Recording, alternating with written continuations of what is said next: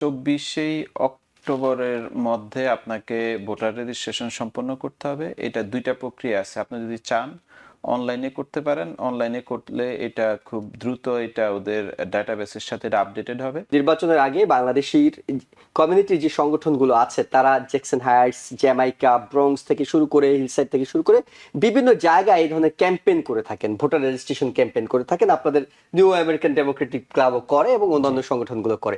তারা যখন এই ক্যাম্পেইনগুলো করে সেখানে গেলেও কিন্তু আপনাকে ৩ থেকে ৫ মিনিটের মধ্যে খুব সহজে ভোটার রেজিস্ট্রেশন করে দিতে পারবে। মেইল ইন ব্যালটের যেটা আগাম ভোট সেটা কিন্তু শুরু হয়ে গিয়েছে। আর যেটা আপনি ইন পার্সন দিবেন সেটা আপনার শুরু হবে যে অক্টোবরের ২৫ তারিখ থেকে সকাল ৯টা থেকে ৫টা। এটা থাকবে নভেম্বরের ২ তারিখ পর্যন্ত। অন্যের দ্বারা প্রভাবিত না হয়ে আপনারা দুই প্রার্থীর যে এজেন্ডাগুলি আছে যে ওইটা আপনার ব্যক্তি জীবন কিংবা আপনার সামাজিক জীবনে কতটুকু প্রভাব পড়বে তার উপরে ভিত্তি করে কিন্তু আপনি আপনার ভোটাধিকার প্রয়োগ করবেন। নভেম্বরের ৪ তারিখ রাত পোহালে এই নির্বাচন, কিন্তু ভোটার রেজিস্ট্রেশন করার কিছু বিষয় আছে। প্রাইমারির আগে এক ধরনের সুযোগ থাকে ভোটার রেজিস্ট্রেশনের, আবার মূল নির্বাচনের আগেও ভোটার রেজিস্ট্রেশনের সুযোগ থাকে। কারণ চাইলেই সবাই ভোট দিতে পারবেন না, আপনি সিটিজেন কিন্তু আপনি হয়তো ভোট দিতে পারবেন না, অনেকে এই বিষয়গুলো সম্পর্কে সচেতন থাকেন না। তাই আপনার কাছে জানতে চাওয়া যে এই মেয়র নির্বাচনে ভোট দিতে হলে আপনি কবে নাগাদ ভোটার রেজিস্ট্রেশনের কাজটি শেষ করতে হবে? আপনাকে আপনাকে ২৪ অক্টোবরের মধ্যে আপনাকে ভোটার রেজিস্ট্রেশন সম্পন্ন করতে হবে। এটা ২ টা প্রক্রিয়া আছে। আপনি যদি চান অনলাইনে করতে পারেন। অনলাইনে করলে এটা খুব দ্রুত ওদের ডাটাবেসের সাথে আপডেটেড হবে। আর আপনি যদি বাই মেলে করতে চান, আমি বলবো যে এনাফ টাইম হাতে নিয়ে আপনারা মেইলটুকু ছাড়বেন যেন এরা ডেডলাইনের আগে মেইলটুকু পায়। আরেকটা করতে পারেন যে আপনি ভোটার রেজিস্ট্রেশনটুকু ফিল আপ করে যদি বোর্ড অফ ইলেকশনে গিয়ে ড্রপ করেন তাহলে এটা আমি বলবো যে মোর অ্যাপ্রোপ্রিয়েট এবং সিকিউর, যে আপনি ভোট দিতে পারবেন। আপনার এখানে মেইল মিসিং হওয়ার কোনো সম্ভাবনা থাকবে না।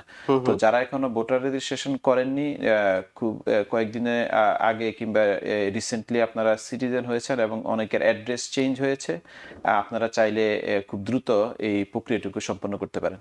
ওকে, এখানে আপনি বলছিলেন যে এনাফ সময় হাতে রেখে আপনি মেইলটা করা উচিত। অ্যাট লিস্ট ৩ দিন ৪ দিন কিংবা কয়দিন হাতে রাখা উচিত বলে আপনার আমি কাছে বলবো যে ৩ থেকে ৫ দিনের মধ্যে হাতে থাকা ভালো। কারণ আসলে জানেন যে আপনি হয়তো মনে করছেন যে ওরা ঠিক টাইমে পেয়ে যাবে, কিন্তু অনেক সময় যে যারা পোস্টাল সার্ভিসে কাজ করে ওদের গাফিলতির জন্য মেইলটুকু অন টাইমে আপনার বোর্ড অফ ইলেকশন পায় না, তখন আর কি এই জিনিসটা ওরা কাউন্ট করতে পারে না কিংবা ওদের ডাটাবেসে আপডেট করতে পারে না। সো সবাইকে মাথায় রাখতে হবে যে প্রক্রিয়া আপনি পাঠিয়ে থাকেন না কেন, সেটা অনলাইনে হোক সেটা মেইলে হোক, ২৪ অক্টোবর আপনার শেষ সময়। ২৪ অক্টোবরের মধ্যে আপনি যদি ভোটার রেজিস্ট্রেশনের কাজটি শেষ করেন তবেই কেবলমাত্র এইবার আপনি মেয়র নির্বাচনে ভোট দিতে পারছেন, অর্থাৎ ৪ তারিখ নভেম্বরের যে নির্বাচনটি হচ্ছে সেটিতে ভোট দিতে পারছেন।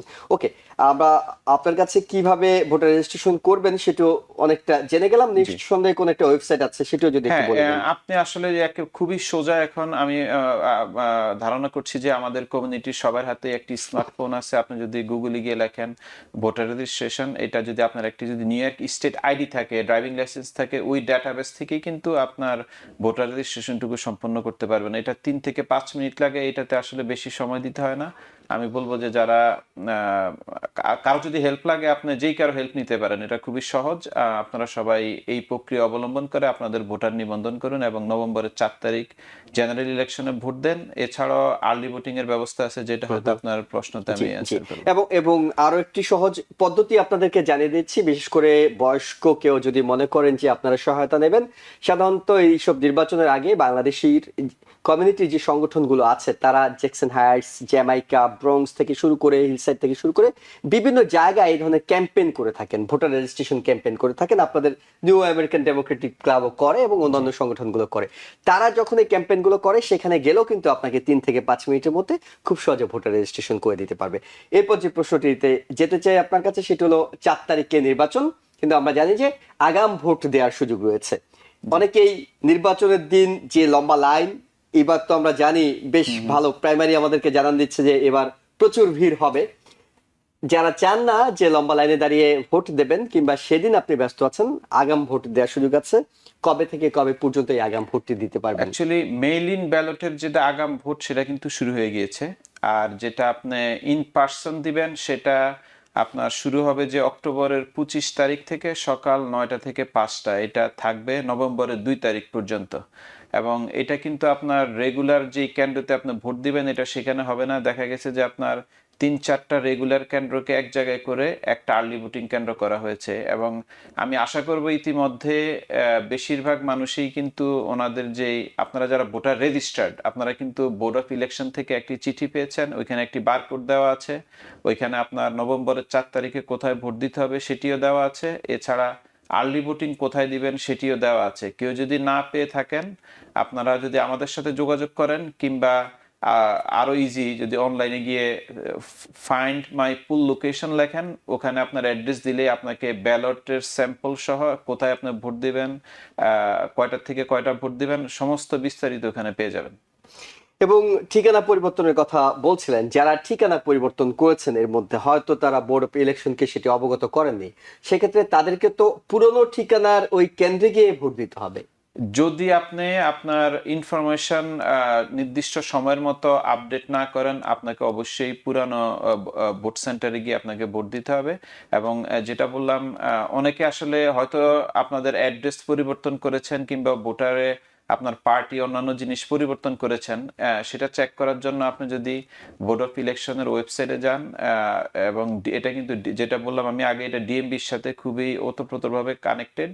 আপনি যদি ওইখানে গিয়ে যদি লেখেন যে আপনার ভোটার চেক ভোটার স্ট্যাটাস, ওইখানে কিন্তু আপনাকে কিন্তু ওই লিঙ্কে নিয়ে যাবে। এবং আপনি যদি আপনার ড্রাইভিং লাইসেন্সের ইনফরমেশনটুকু দেন, আপনি মানে এটা বের করা সম্ভব যে আপনার ভোটার রেজিস্ট্রেশন কোন অ্যাড্রেসে আপনি করেছেন এবং কোথায় আপনার ভোটের কেন্দ্র।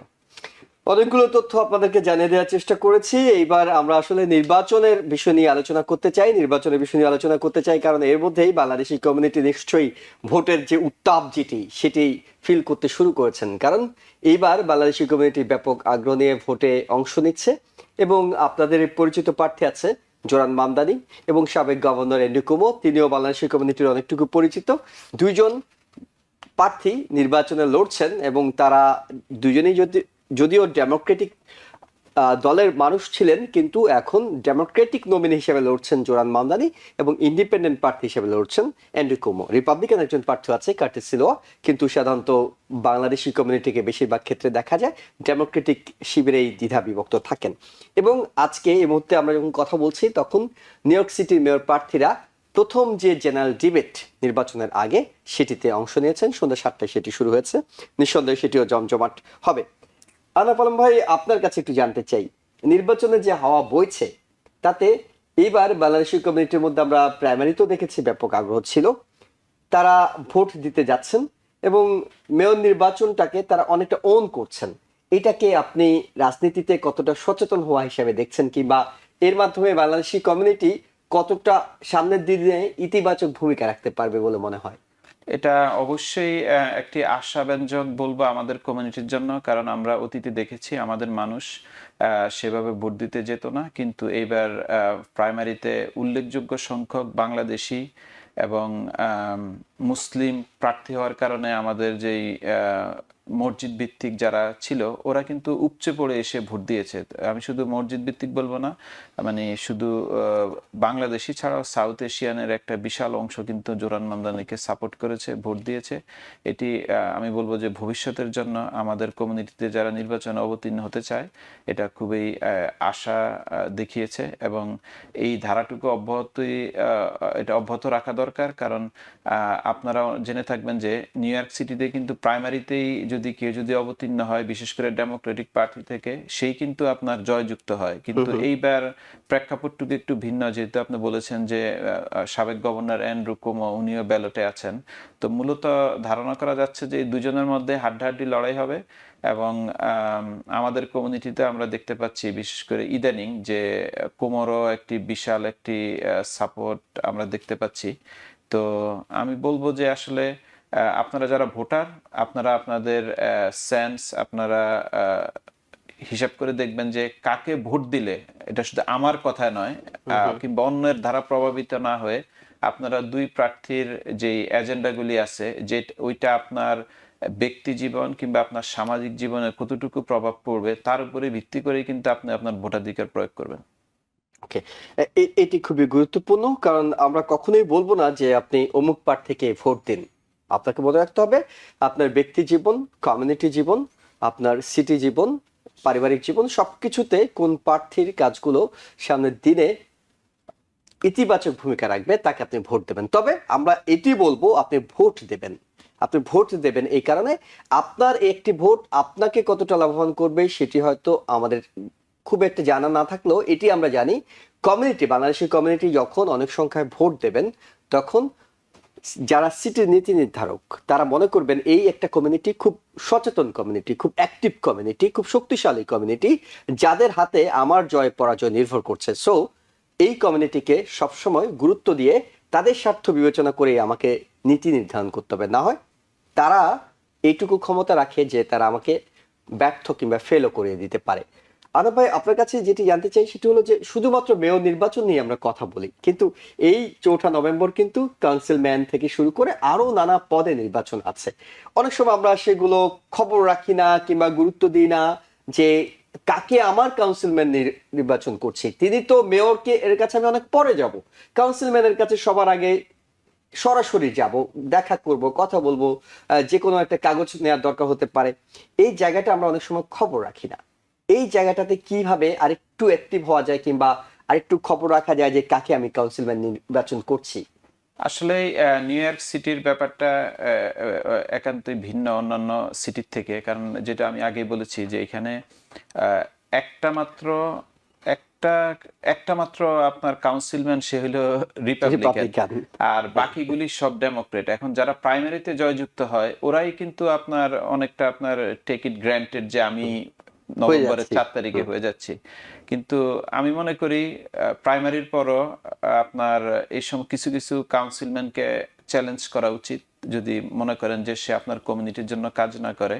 কারণ আমি আরেকটা জিনিস প্রবণতা লক্ষ্য করছি যে আমাদের আমাদের কমিউনিটি থেকেও যারা ইলেকশন অবতীর্ণ হয় সবাই কিন্তু প্রাইমারিতে কিন্তু মানে চেষ্টা করে যে পার্টির ম্যান্ডেটটা নেওয়ার জন্য। কিন্তু আমি বলবো এটা এখান থেকে আমাদের বের হয়ে আপনার আমাদেরকে আসলে জেনারেল ইলেকশনও যদি সম্ভব ইন্ডিপেন্ডেন্ট অন্য কোনো ক্যাটাগরির থেকেও কিন্তু আমরা চাইলে কিন্তু আমরা লড়তে পারি। আমরা যদি, আপনারা জানেন যে প্রাইমারিতে খুবই মানে মুষ্টিমেয় লোক তাদের ভোটাধিকার প্রয়োগ করে, যেটা জেনারেল ইলেকশনে প্রাইমারি থেকে অ্যাটলিস্ট আপনার 7 to 8 টাইমস পিপল আপনার তাদের ভোটাধিকার প্রয়োগ করে।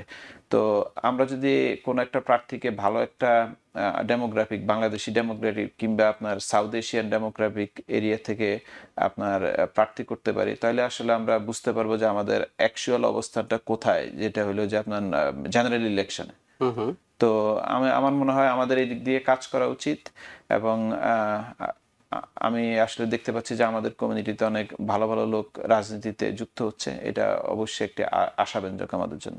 এবং আমরা একজন স্টেট জাজ পেতে যাচ্ছি, জি এটি আমাদের জন্য আশাব্যঞ্জক। আমাদের আহ, খুব বেশি নেই, কিন্তু অনেকেই হয়তো, আপনি বলছিলেন আলোচনায় যে অনেকে হয়তো আগ্রহ তৈরি হচ্ছে, অনেকেই হয়তো আমাদের সাথে এখন গণমাধ্যম কর্মী হিসেবে এসে বলছেন যে আমরা তো অ্যাসেম্বলিম্যান হতে চাই, আমরা তো কাউন্সিলম্যান হতে চাই, এবং তারা প্রাইমারিতে লড়ার কথা ভাবছেন, পরিকল্পনা করছেন। দুই একজন স্বতন্ত্র হিসেবে এই জেনারেল নির্বাচনেও লড়ার কথা বলছেন। ডিস্ট্রিক্ট 25-এ আমাদের একজন বাংলাদেশি স্বতন্ত্র হিসেবে লড়ছেন। ঠিক একইভাবে অনেকেই হয়তো সামনের দিনগুলোতে এগিয়ে আসবেন। আমি আপনার কাছে একদম সবশেষে যে প্রশ্নটি রাখতে চাই সেটি হলো মেয়র নির্বাচন, এবং মেয়র নির্বাচনে আমরা খুব উৎসাহ নিয়ে ভোট দিতে যাব, ধরে নিলাম যাব, কিন্তু এরপর আবার যাতে 4 বছরের জন্য হারিয়ে না যাওয়া হয়, অর্থাৎ বাংলাদেশি কমিউনিটির আগ্রহটি যাতে কমে না যায়, সামনের দিনগুলোতে যাতে আরো বেশি ভূমিকা রাখা যায়, সেজন্য কি আসলে এমন কোনো উদ্যোগ নেওয়া উচিত যে উদ্যোগের কারণে বাংলাদেশি কমিউনিটি এখানকার রাজনীতিতে একটা সক্রিয় ভূমিকা রাখতে পারবে?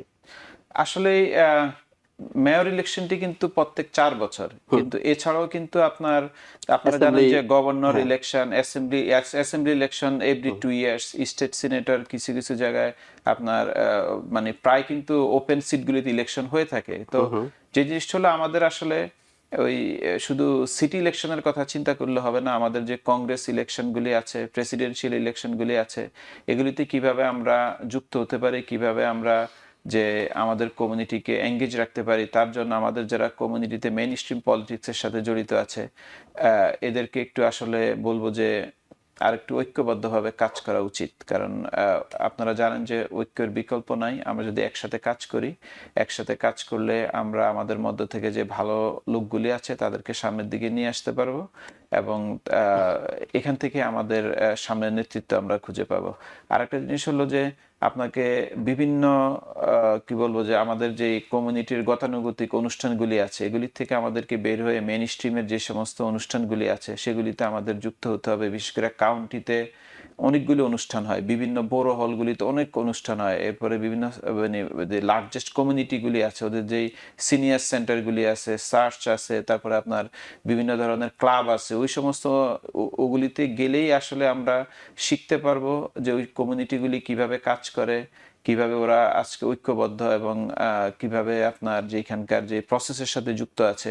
আমরা যদি ওগুলিতে না যাই, শুধু আপনার জামাইকা কিংবা জ্যাকসন হাইটে আমাদের নিজেদের মধ্যে নিজেরা ঘোরাঘুরি করি, তাহলে আসলে আমরা আসলে এখানে গ্রো করতে পারবো না। আমাদেরকে অন্যান্য কমিউনিটির সাথে যেতে হবে, মিশতে হবে।